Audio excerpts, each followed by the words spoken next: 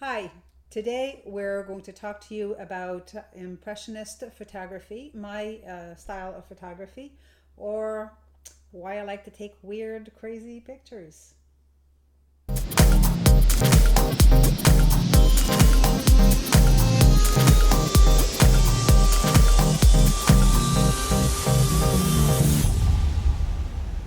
It's a rainy and wet day here in Ottawa. That's why we're inside doing this video and not outside sitting on the patio.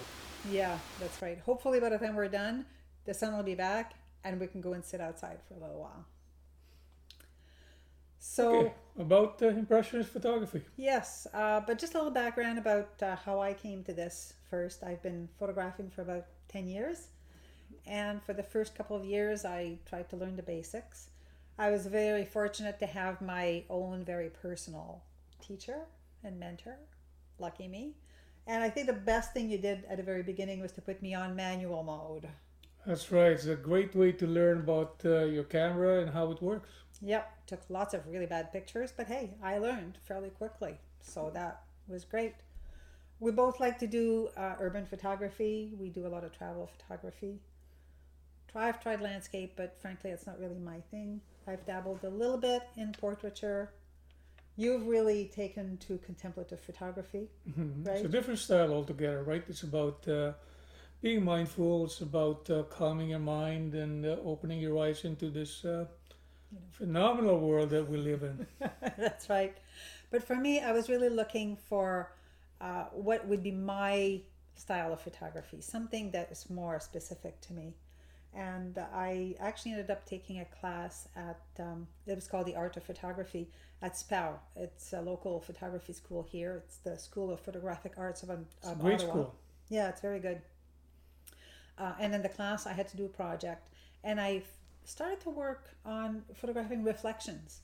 And it was kind of an interesting discovery because I found that I really liked the distortion and the ambiguity and the mystery of that I would find. So here's just a couple of examples of images from that project.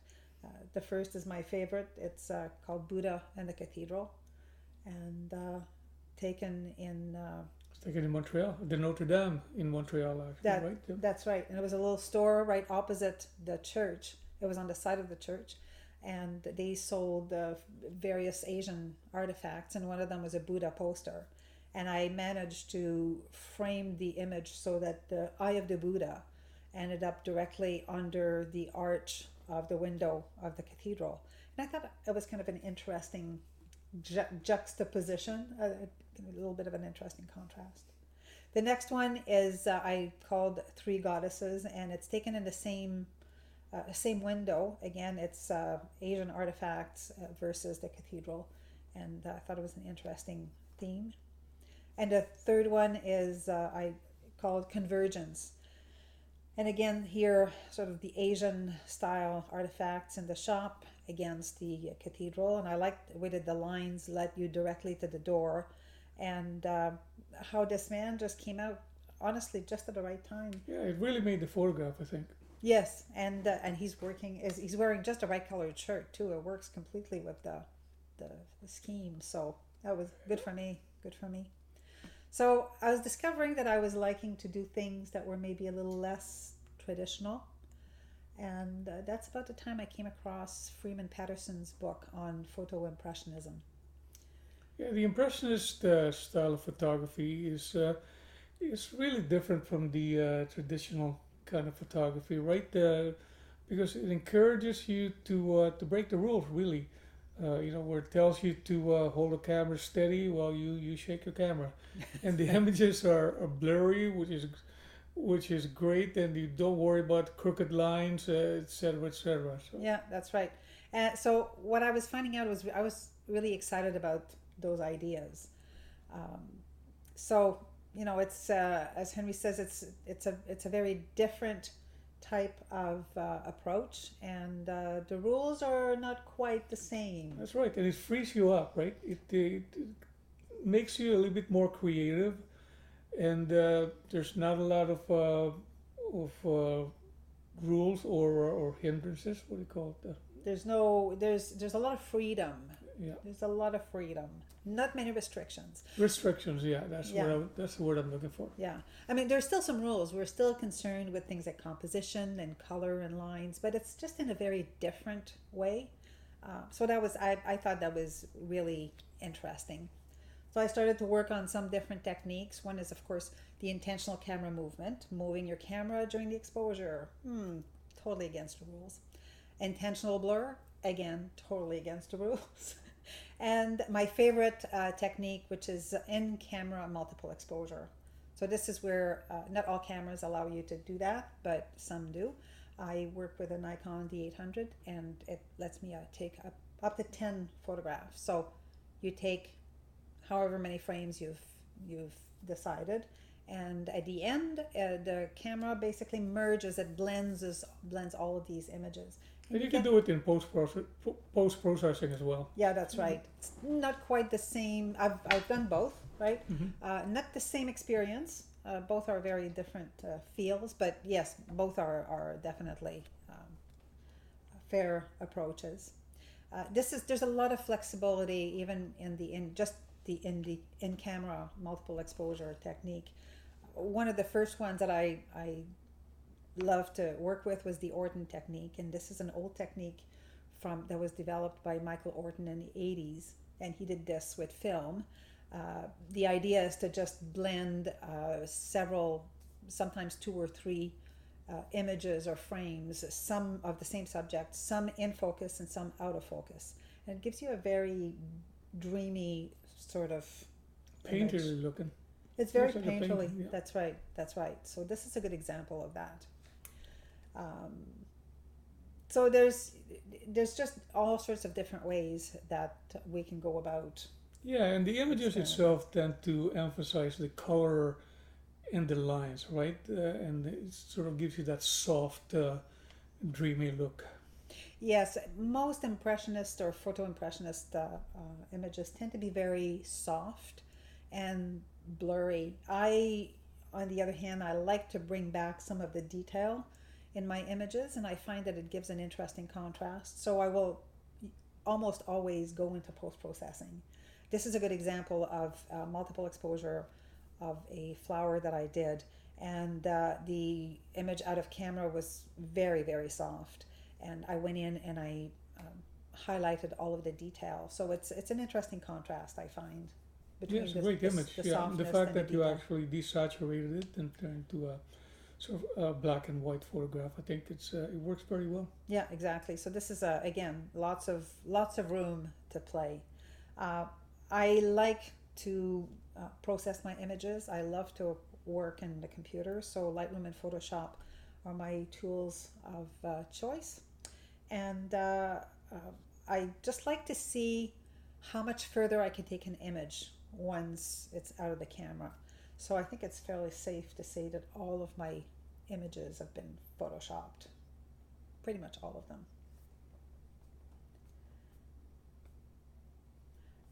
This is one of my very early images, one that really kind of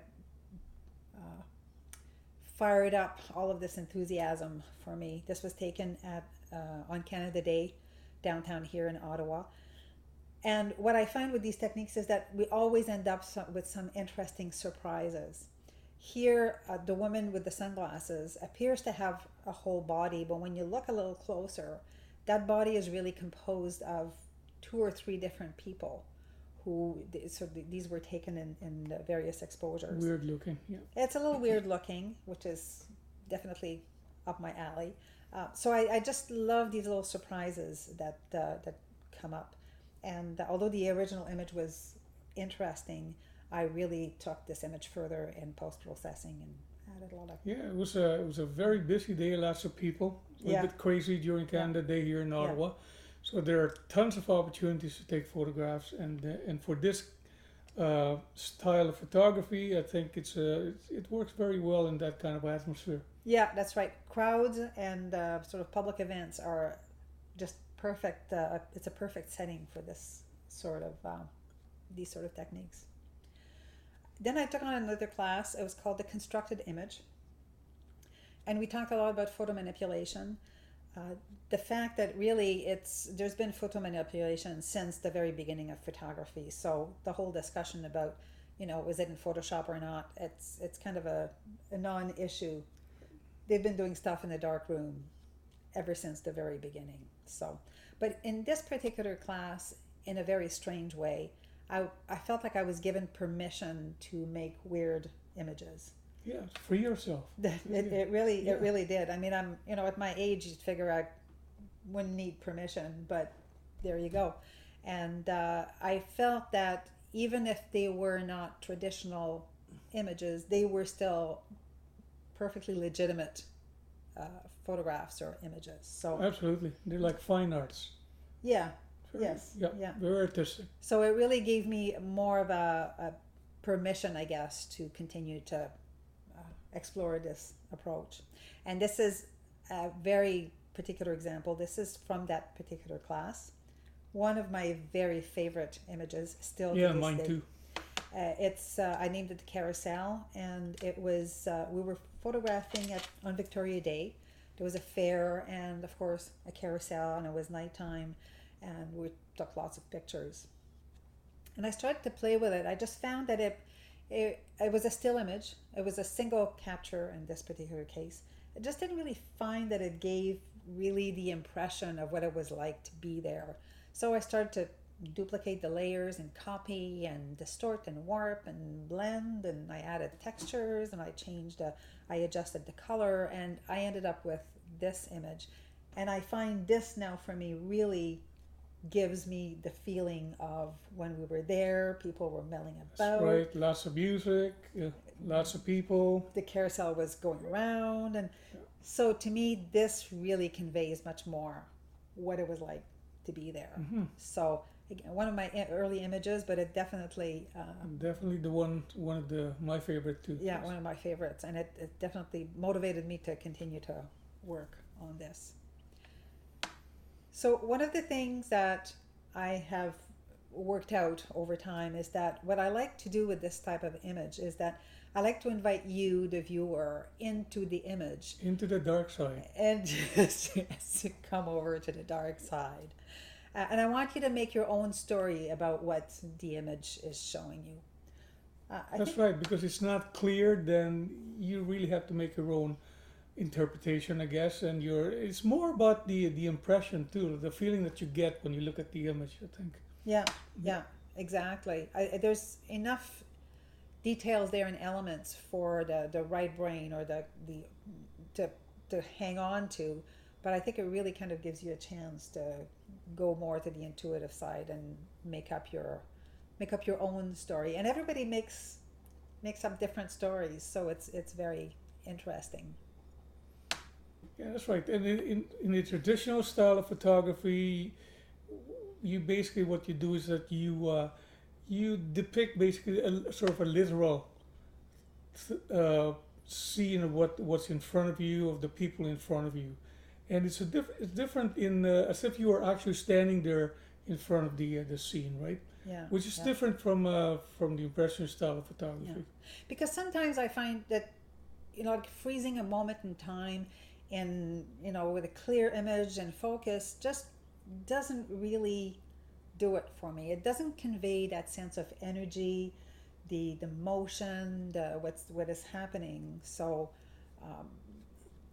that's kind of what I've been after with this type of image. So here's a couple more images to show you. This first one was taken in Chinatown, right, in Montreal. Mm-hmm. And it's this old guy was sitting in a chair. I think he was giving free pamphlets or something like that. And people were just walking by him, just ignoring him, basically. And he was sitting there, his arms crossed and very patient. Yeah, I love the fact that he was just sitting still on the side of that image, and that everybody around him was just moving past him and basically ignoring him, really. So I like I like that movement in there, and the fact that he's in focus and you could focus on him, and then still get the feeling of movement. Mm-hmm. Yeah, of busyness. That's right. And that feeling of movement is given because there's must have been 5 or 7 exposures that were taken. So it's usually pretty much, it's handheld, pretty much steady, but it's that's what gives that feeling of motion. The And I really like it when you actually do it during the evening or at night, because I think the lights actually makes a big difference on how the photo actually looks like. Yes, that's true. I find that in a lot of cases, I have a lot more success making images in the evening once the city lights are actually up and going, and we'll see some examples later. The next one, this one is I called A Woman in a Red Dress, and it was taken in Lima, Peru. Remember all the fiestas in the parks? That's right. It's a very busy place, and like I said, there's party every night, pretty much. Like young, old, they're all gathering there, and they play the music and they dance, and they just generally have an awesome time. Yeah, it's interesting, I suppose, because it's such a large city. The only place people can go for any space is in the parks. So, like, people are families, and people go to the park. So there were these spots where people were playing music and dancing, and I took this image and I find that because it has that particular style of impressionism, it really conveys much more the energy and the fun and the atmosphere of that place than a standard still image would have conveyed, I think. And we went there several times, right? Yeah, that's right. It was. And the food is delicious in Lima, by the way. Oh, yes. Yes, amazing food. Great place to go and visit. This next photograph was taken in Montreal at a VJ station. And here I just loved the play of the lines in the windows and the crowds. This must have been lunchtime. It was there were seats everywhere, and it was all crowded with people. And this is a multiple exposure in camera that I treated to bring out a lot more detail after in post-processing. Great lights in there too. Yeah, thank you. And I just find that the fact that you see that it's people, but you can't really tell what they look like exactly. They're not specific people, they're just people. I find that maybe helps you stay in the image a little longer, or at least that's the hope. Yeah, so when we travel, we do like the photographs, churches, shrines, temples, and mosques, because the architecturals are usually just spectacular, right? Yes, yeah, we do that pretty much everywhere we go. Yeah. So once I was in a church and we were taking photographs, and I thought, what's going to happen if I actually try these multiple exposures in this setting? And it turns out that I loved the feeling that I got from it. I think partly because it really gives me much more of the impression of, this other dimension that we think of when we think of people worshiping. And so I think that's part of what I really liked about it. So from that point on, I often, not always, but I often use these sort of techniques to explore churches and other places of worship. So these are a few examples. This first image was taken at the St. Joseph Oratory in Montreal. Yeah, I love the feel of that image. And the lines and the fact that it's almost desaturated in a way. Yes. It almost look monochromatic. It's very processed, I think, effectively. Thank you. It's what I like about it is there's a lot of detail, and yet it's still ambiguous. There are people there, you don't really, so it's the idea of people. So was one of the ones that I really like.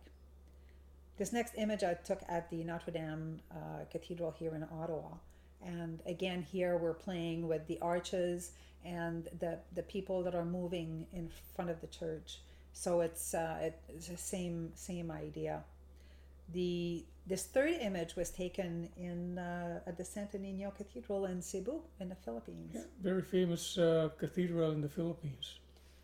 Now this is more of a blurry image, but it turns out that this is a very famous church, and I just said that. Yeah. Yeah, that's right. It's very famous, and so people come from everywhere, and they would all collect in front of this particular statue, this crucifix. And I just found that this particularly this particular way of capturing it gave a little bit more of the feeling rather than just a straight on in focus image. Just a little something about it. So as you said before, I often exploring places where there's a lot of people, lots of activity, and or places at night works really well with these sorts of techniques. So this next image was taken in Old Montreal at night, and this really shows you how well the night lights play in this kind of image. This is also kind of multiple exposure, but it also uses that Orton technique where the second and the third frames are actually blurred, and that's what creates that halo around all of the lights. Yeah, I like all those dots of lights in there, right? I mean, almost a little bit like Alien in there in some way. Everybody has a different interpretation. Aliens up in the sky there. Everybody creates their own story. The next image was taken in Bogota, and there were street dancers, you remember?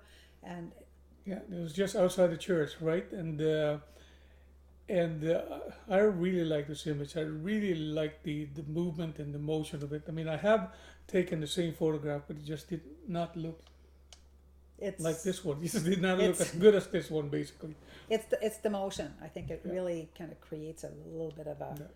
Again, it's the mystery. It's the mystery in the story. Yeah, and the fact that they wear these traditional costumes or the traditional dress, I guess, with the white flowing dresses I think it cut me off in here now. Well, it was fun.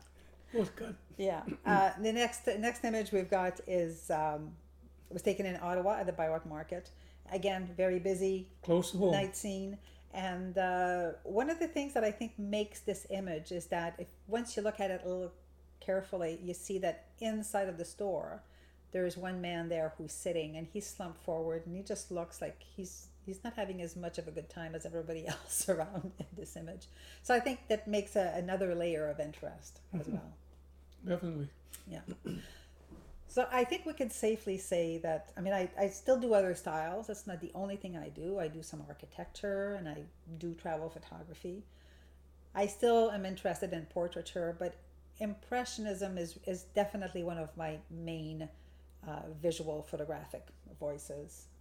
Definitely will be continuing to explore That's that right. approach. It's full of surprises, right? You just don't know what you're going to get until you've shot that 6 or 10 images, I guess. Yeah, that is one of the things about this style, is that you have to shoot a lot of images before you get something that works, right?